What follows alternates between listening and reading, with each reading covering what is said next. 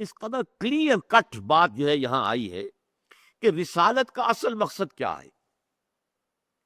اللہ کا پیغام ہدایت لوگوں تک پہنچا دینا۔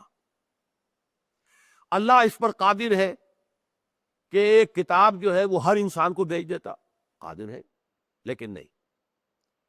اللہ تعالیٰ اس پر قادر ہے کہ ہر انسان کے سامنے جو ہے وہ فرشتہ آ جاتا اور وہ ہدایت نامہ لے کر آتا، جس کو انسان دیکھ لیتا کہ واقعی فرشتہ ہے، وہ لے کر آیا۔ نہیں، اللہ نے اس کا ایک سلسلہ اپنی کمال حکمت کی بنیاد پر تجویز کیا اور اس کو اختیار فرمایا، اور وہ ہے سلسلہ رسالت۔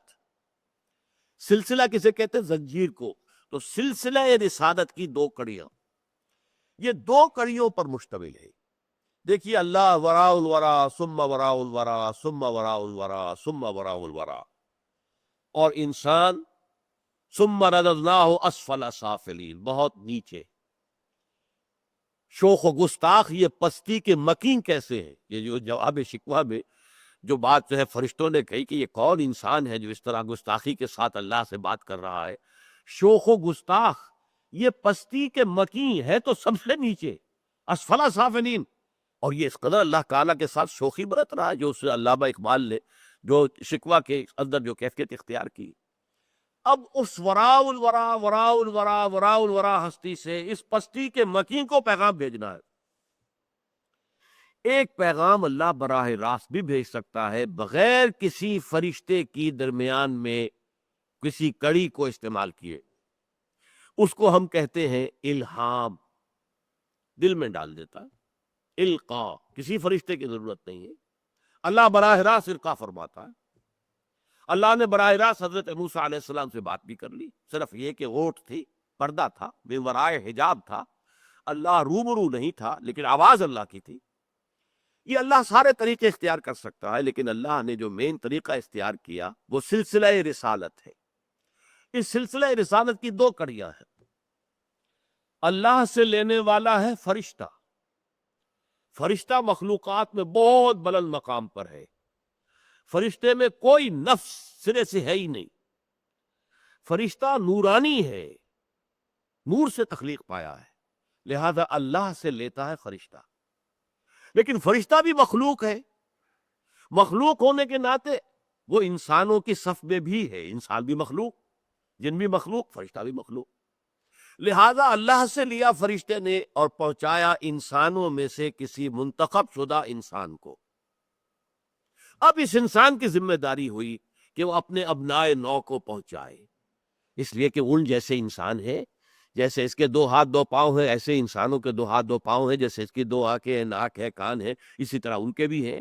جس طرح اسے بھوک لگتی ہے انہیں بھی لگتی ہے، جس طرح اسے ضرورات زندگی جو ہے پیش آتی انہیں بھی آتی ہیں۔